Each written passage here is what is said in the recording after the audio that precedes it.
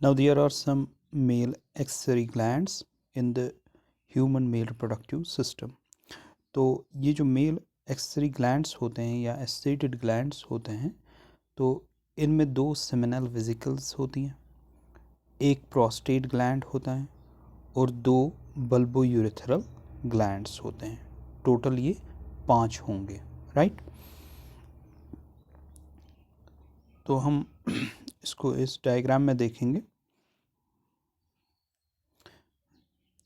सबसे पहले seminal vesicles. Seminal vesicles जो होती हैं, ये सेमिनल वेसिकल्स प्रेजेंट होती हैं ठीक एम्प्यूला के नज़दीक, जो वास डिफर्न्स में ये एनलार्ज्ड पोर्शन होता है जिसको आप एम्प्यूला बोलते हो। तो उसी के नज़दीक सेमिनल वेसिकल्स प्रेजेंट होती हैं posterior to the urinary bladder, तो यूरिनरी ब्लैडर के ठीक पीछे, राइट। तो सेमिनल वेसिकल्स में आप देखोगे ये कन्वोल्यूटेड लॉक्यूलेटेड टिब्यूल होता है। कन्वोल्यूटेड मीन्स ये ट्विस्टेड होगा, ओके, इसमें ट्विस्ट्स होंगे, there are twists and turns. और लॉक्यूलेटेड मीन्स इनमें छोटी छोटी चैम्बर्स होंगी। तो इनका जो इप्थीलियम है सेमिनल वेसिकल्स का, तो वो सिक्रीट करता है फ्लूइड, सेमिनल वेसिकल्स का फ्लूइड, राइट। अब ये फ्लूइड फिर फ्लो करता है इनटू द एजुकुलेटरी डक्ट। साथ ही ये इस फ्लूइड के साथ भी मिक्सअप होता है जो वास डिफर्न्स से आता है, जिसमें स्पर्म्स प्रेजेंट होती हैं, राइट। तो वास डिफर्न्स से स्पर्म्स वाला फ्लूइड आएगा और उसी के साथ ऐड होगा सेमिनल वेसिकल का फ्लूइड भी, राइट। तो सेमिनल वेसिकल का फ्लूइड सीमेन का अबाउट 60% बनाता है। डैट मीन्स ये जो सीमेन होता है which is ejaculated during the male sexual act is composed of the fluid and sperm from the vas deferens, fluid from the seminal vesicles, fluid from the prostate gland and small amount from the mucous glands, especially bulbourethral glands, right। तो उसमें 60% होता है seminal vesicles का fluid. अब इस seminal vesicle के fluid में आप देखोगे ये सेमिनल वेसिकल्स यूजुअली कितने बड़े होते हैं, about 5 centimetre long, right. The glandular lining of seminal vesicle create alkaline fluid. ये अल्कलाइन फ्लूइड होगा, इसका pH 7 से ऊपर ही होता है, राइट। तो आप यूजुअली इसका जो pH होता है वो 7 से ऊपर होगा।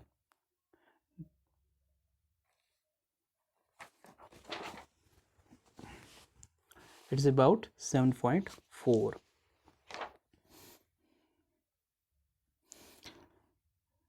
तो इसमें आप फ्रैक्टोज देखोगे, प्रोस्टाग्लैंडिन्स देखोगे, right.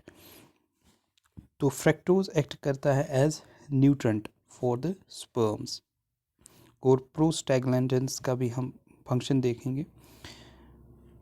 The pH of the fluid helps modify the pH of seminal fluid. ये जो टोटल सेमिनल फ्लूइड बनता है तो उसका pH मॉडिफाई होता है इससे, यानी ये अल्कलाइन की ओर जाता है। The fructose provides energy for the sperm, and जो प्रोस्टाग्लैंडिन्स होते हैं ये केमिकल्स ये क्या करते हैं, ये प्रमोट करते हैं muscular contraction of female genital tract. जो ही ये सीमेन पहुंच जाता है फीमेल जेनिटल ट्रैक्ट में, तो उसमें पेरिस्टाल्टिक मूवमेंट्स स्टार्ट होती हैं which help move sperm along. तो ये हेल्प करती हैं स्पर्म को मूव करने में towards the fallopian tubes, right. तो ये तो थे ये दो, एक फ्रैक्टोज और दूसरा प्रोस्टाग्लैंडिन्स। तो फ्रैक्टोज जो है, फ्रैक्टोज सिर्फ और सिर्फ बनता है कहाँ पर, सेमिनल वेसिकल्स में। It's not present anywhere else in the body. तो ये फ्रैक्टोज फॉरेंसिक टेस्ट में भी यूज़ किया जाता है। फॉरेंसिक टेस्ट में यूज़ किया जाता है। अगर फीमेल जेनिटल ट्रैक्ट में फ्रैक्टोज की प्रेजेंस हो तो that represents the and rather it confirms the sexual intercourse, right?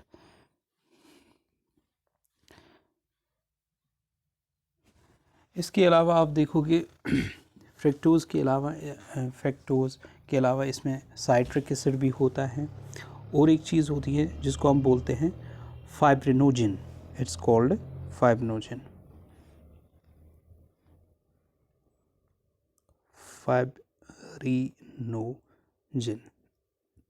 तो फाइब्रिनोजिन क्या करता है?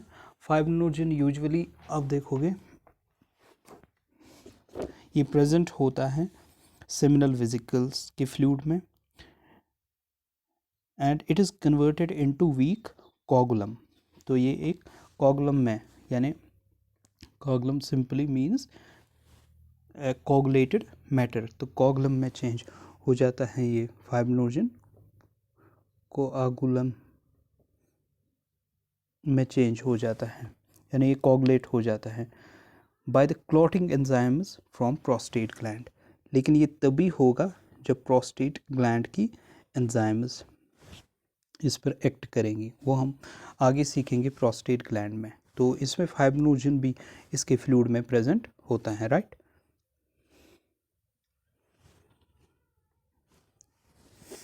तो ये 3 पॉइंट्स आपने याद रखे। अब दूसरा ग्लैंड हम देखते हैं, दैट इज प्रोस्टेट ग्लैंड। देखिए यहाँ आप, तो प्रोस्टेट ग्लैंड ऑफ ऐसे इस रीजन में देखोगे, प्रोस्टेट ग्लैंड जो होता है इसी में इसी के थ्रू पास होते हैं एजुकुलेटरी डक्ट्स भी, और वो ओपन हो जाते हैं किसमें? यूरेथ्रा में, राइट। It's the urethra. और प्रोस्टेट ग्लैंड के भी डक्ट्स ओपन हो जाते हैं किसमें? यूरेथ्रा में, राइट। तो ये जो प्रोस्टेट ग्लैंड है, अब इसकी अब देखोगे कि ये भी एक फ्लूइड प्रोड्यूस करता है, प्रोस्टैटिक फ्लूइड। ये मिल्की फ्लूइड होता है that contains calcium, citrate ions, phosphate ions, a clotting enzyme and a profibrinolysin। तो यहाँ हम देखेंगे प्रोस्टेट ग्लैंड एनसर्कल्स द यूरेथ्रा, ये क्लियर है। जस्ट इन्फीरियर टू ब्लैडर के ठीक नीचे होता है, जिस तरह हमने देखा। इसके dimensions 4 centimetre across, 2 centimetre thick and 3 centimetre इसकी लेंथ होती है।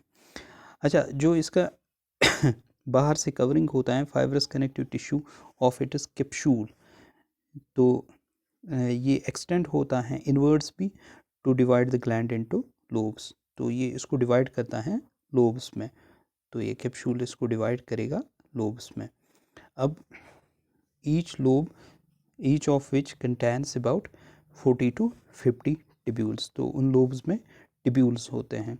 अब ये टिब्यूल्स का जो इप्थीलियम है अंदर से, the epithelium lining the tubules secretes fluid. तो प्रोस्टैटिक फ्लूइड जो है वो सिक्रीट होता है इन्हीं टिब्यूल्स के इप्थीलियल लाइनिंग से। ये कैसा फ्लूइड होगा? It is thin, milky and alkaline. ये भी थिन होता है, मिल्की होता है और अल्कलाइन होता है, राइट। तो in addition to adjusting pH of seminal fluid, तो ये एडजस्ट करता है पीएच किसका? सेमिनल फ्लूइड का। तो prostatic fluid enhances the motility of sperms, तो ये मोटिलिटी भी बढ़ाता है किसकी? स्पर्म्स की। दूसरा पॉइंट आप देखोगे यहाँ के, the secretion of prostate gland enters the urethra when the smooth muscle in its capsular wall contracts। तो इसके वॉल में जो मसल्स होती हैं वो भी कंट्रैक्ट करती हैं, तो फिर ऐड हो जाता है prostatic fluid to the seminal fluid. The secretion of prostate enters the urethra when the smooth muscle in its capsule wall contracts. या हम ऐसा कह सकते हैं कि during emission capsule of prostate gland contracts simultaneously with the contraction of the vas deferens, so that the milky fluid of prostate gland adds further to the bulk of semen. तो ये semen में add हो जाता है, right? तो एक और चीज़ आप देखोगे यहाँ के इसका जो फ्लूइड होता है वो भी कैसा होगा, स्लाइटली अल्कलाइन होता है, that's also slightly alkaline. And it may be quite important for the successful fertilisation of ovum. तो ओम की फर्टिलाइजेशन के लिए ये अल्कलाइन फ्लूइड बहुत इंपॉर्टेंट होगा. क्यों? Because the fluid of the vas deferens is relatively acidic. तो vas deferens से जो फ्लूइड आता है वो रिलेटिवली एसिडिक होता है. तो क्यों एसिडिक होता है? क्योंकि उसमें साइट्रिक एसिड होता है और metabolic and products of sperms होते हैं उसकी वजह से. तो एसिडिटी ज़्यादा नहीं होनी चाहिए, अदरवाइज इनहिबिट हो जाती हैं फर्टिलिटी या फर्टिलाइजेशन इनहिबिट हो जाती हैं आगे. ऑल्सो अब देखिए वेजिनल सिक्रीशंस जो होती हैं वो भी एसिडिक होती हैं. यूजुअली 4 होता है उनका पीएच, मतलब वेजिनल सिक्रीशंस का. तो स्पर्म्स तभी अच्छी तरह परफॉर्म कर पाएंगी जब इनका पीएच 6 to 6.5 के राउंड होगा, राइट? तो ये तभी पॉसिबल हैं जब ये अल्कलाइन सिक्रीशंस जो सेमिनल वेसिकल्स से भी आती हैं और प्रोस्टेट ग्लैंड से भी आती हैं कि इसके साथ ज्वाइन करेंगी, राइट? तो अभी मैंने एक पॉइंट आपको बताया था कि ये 1 सेकेंड,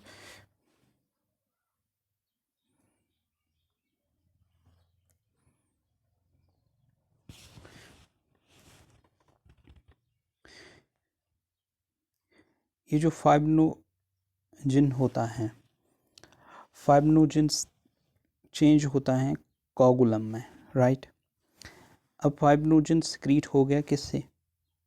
सेमिनल वेसिकल्स से, ओके. लेकिन ये कोगुलम में तब भी चेंज होगा जब प्रोस्टेट ग्लैंड की कोगुलेटिंग एंजाइम्स प्रेजेंट होंगी, राइट? तो ये ज़रूरी हैं इनके कोगुलेशन के लिए. तभी हमने कहा कि क्लॉटिंग एंजाइम्स इसमें प्रेजेंट होती हैं प्रोस्टेटिक फ्लूइड में. अब ये कोगुलम जो है ये फिर लिक्विफाई होता है, ये फिर लिक्विफाई होता है. कब ये लिक्विफाई होगा? जब प्रोस्टेट ग्लैंड की ही एक एंजाइम इस पे एक्ट करेगी. उस एंजाइम को बोलते हैं हम फाइब्रिनोलाइसिन. तो प्रोस्टेट ग्लैंड से ये एंजाइम निकलती हैं और ये कोगुलम फिर लिक्विफाई होता है. उस एंजाइम को आप बोलते हो फाइब्रिनोलाइसिन. So that enzyme is called fibrinolysin.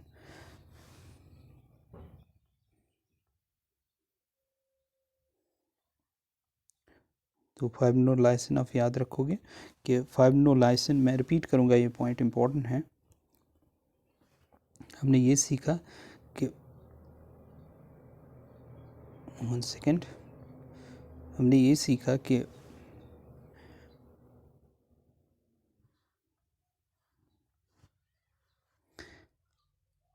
Fibrinogen change होता है कोगुलम में. लेकिन कब? जब प्रोस्टेट ग्लैंड की कोगुलेटिंग एंजाइम्स, क्लॉटिंग एंजाइम्स इस पे एक्ट करती हैं, राइट? लेकिन ये जो कोगुलम है ये फिर लिक्विफाई होता है.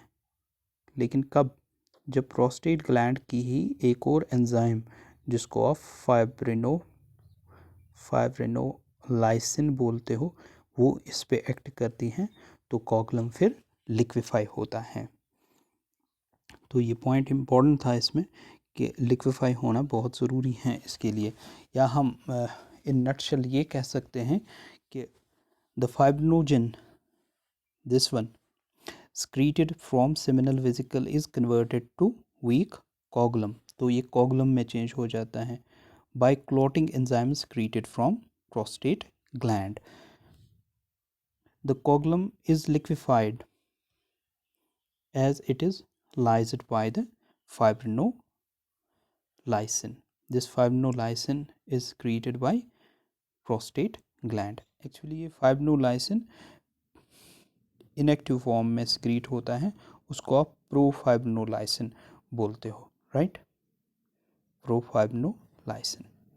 होप ये पॉइंट आपको क्लियर हुआ है.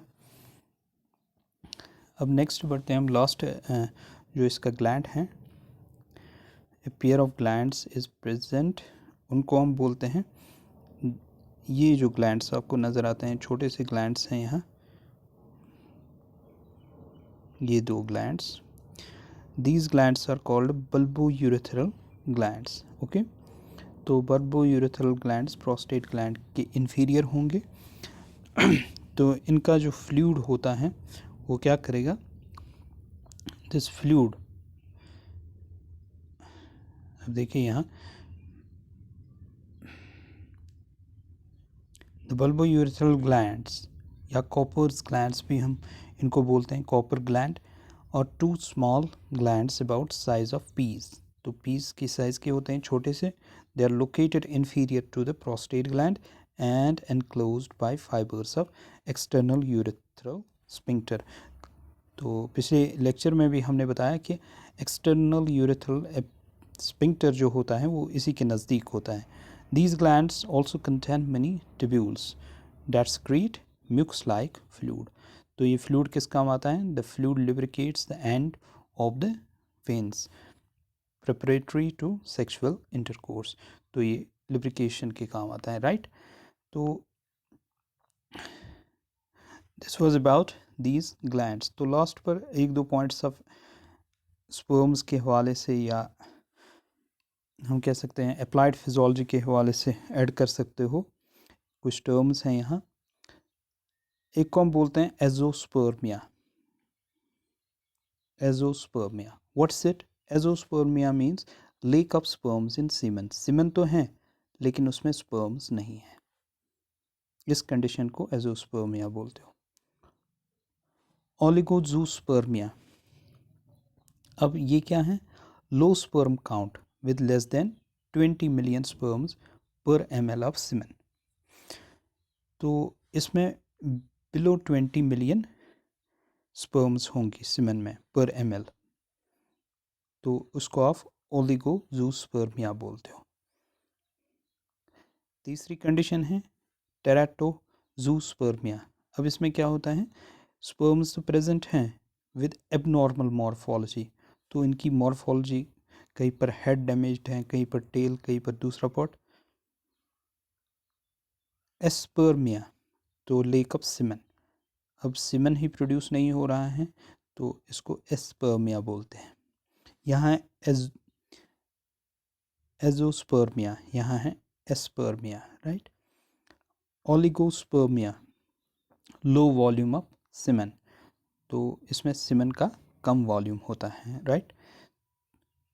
हेमाटोस्पर्मिया, हेमाटोस्पर्मिया में आप देखते हो there is presence of blood in semen, right. तो ये थे कुछ